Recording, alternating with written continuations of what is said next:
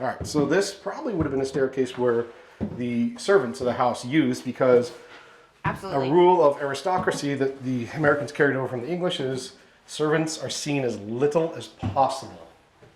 There's some moments where they're meant to be seen, like Dick Thomas Webster serving as a waiting man. They're meant to be like visible, invisible in a uniform and standing silently, waiting until they're needed. But particularly messy work, things like moving chamber pots, moving sheets, that kind of stuff was all meant to be invisible. This is this is different. If you haven't been here before and you've only been to Mount Vernon, you notice immediately this is different. Yeah. So the only other house that I can think of from this time period in Virginia that has a hallway long like this is Stratford Hall, the home of the Lees. If Stratford Hall, if you're watching this, please invite me. So the only other house I've seen that has this super long hallway is Stratford, but that house is significantly bigger. Oh yes, and fun fact, it's where Robert E. Lee was born. Yes, it was. Now, I think, correct me if I'm wrong, but the reason why this is like this is because George Washington added on to his house and made the addition fit the house, whereas George Mason built the house in one go. Right. So when Washington inherited the house at Mount Vernon, it was about the size of Gunston Hall. And was a big trend for houses like that to get added on to over time. That didn't ever happen here at Gunston.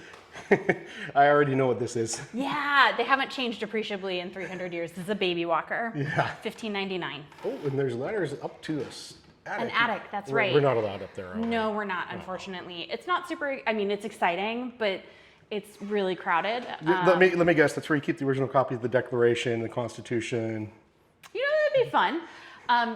Unfortunately, it's our HVAC system and our fire suppression system. Well, yeah, Mount Vernon is in the process of putting theirs underneath. Yeah. So if you haven't been, and this is my only plug for Mount Vernon on this trip, is that you have a chance to see the original floor beams of the house. It's super cool. Now these look like a bunch of kids and guest rooms. Yeah, absolutely. Feel free to walk into this one and you can get a really good view of the garden from that window right there. Ooh, which we will get into later. Yeah, we'll head out there in just a minute. Okay, windows are a little condensated, but you can kind of see the garden. Now what's interesting is, I'm not mistaken, I keep saying what's interesting, it's like the whole thing is interesting. The whole thing's fascinating. Yeah, but I want to know what this is. On the chair right here. Because it's either a toy or a torture device, and I'm not sure which. Closer to the latter, it's a mousetrap. Oh. So I can never make the trigger work, but basically this sits right here on tension. This lever goes all the way to the inside. Mouse goes in, and there's going to be a loud noise. And Mouse is no more, or Correct. at least regretting life choices. Very much no more. Now, George Mason didn't actually have the garden that we see today while he lived here. Is that correct? We are getting as close to what we think the garden looked like in the 18th century out in that Riverside garden. We don't have tons of documentation about it. Sorry, I love that pattern on the bed there. Isn't it fun? Oh, it's adorable. And in case you're wondering what this is, well, you didn't want to go to the outhouse? There you go. That is a chamber pot. Yep. And it was only for waste. Yep. I particularly love this bedspread on the bed in here. Something like this would have been hand done. It's not. Absolutely. I mean, everything's hand done. Yeah. Oh, 100%, yes. But particular kind of weaving style to get that great pattern there. Oh, it's amazing. And we went to one end of the hall. Let's go down all the way to the others. Now, did all of George Mason's children live with him in this hall? They did, although not all of them necessarily at the same time. Like I said, there's about a 20-year age gap between the oldest and the youngest. He was smart enough to put a linen closet in. Yeah, lumber room. But we do know that for periods of time, adult children were back here living at the house. And I can imagine an entire family sharing a room like this one that you're looking at right now. Mom, dad, and an infant all together in one room. Now, what's in here? We're temporarily using it for storage. It's a mirror image of the room across the hall.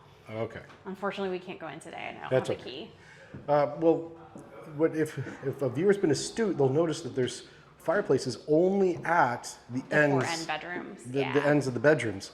And because if you look here at this bedroom here, it doesn't have a fire source. Now, the reason for that, in case anybody doesn't know, is that they only wanted to put in one chimney. So they would put in one chimney on each side, and they would just connect all the ones up. You'll see this at almost every colonial house, and I am now in love with these things. This is part of a really cool feature that if we're lucky, we'll be able to get a shot of downstairs. People entered the house through different doors. So the service hallway that we cut across to go from the office space into the bedroom space, that hallway is where people who worked at Gunston Hall, whether they were free and paid, indentured, or enslaved, that's how they got into the house. We came in today through the landfront porch. People who came overland came in through that door. People who entered the house from the riverside came in through a door there. Yeah. And they got a different experience than people who came in Because from the land you side. can't see it very well because of the glare, but straight past the garden, the Potomac River is what, maybe 400 or 500 meters? It's a little farther than that. It's about a quarter mile, but it's not far.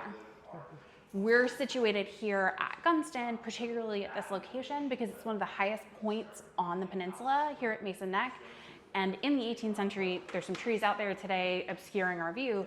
There was this vista that ran all the way across from Pohick Bay on one side, Potomac River straight out, and the Occoquan River on the other side. Now, Pohick Church is not too far from here, and it's confirmed George Washington went there. I believe George Mason was also there. Yeah, they were both vestrymen at Pohick Church, and they helped fund the construction of that church by purchasing pews. Yep, and bet beans to bullets, if you go there today, you'll see little markers to say this was George Washington's. You and George absolutely Mason's. will. Same thing you'll see Yeah. you go to Christ Church in Yeah. Philadelphia. Yeah, the little pews have labels on whose pew is whose. Now, as promised, we get to go down the grand staircase. And wow, look at the detail on this handrail. I'm probably going to catch the tour that's in the house right now as we come down. Okay, I'm going to show you proof that George Mason literally left nothing to question. This detail, this right here, is at the end, the very bottom of the staircase right here. Hang on, I gotta pause. Of the staircase right here. It matches this, but it's at the bottom right here. I mean, who thinks to do this? Can I do you one Who better? thinks to do this? You can do one better? Oh yeah, here's another one. Here's another one. It's like, it's like, no one's gonna notice that. You could just rounded it off and no one would have cared.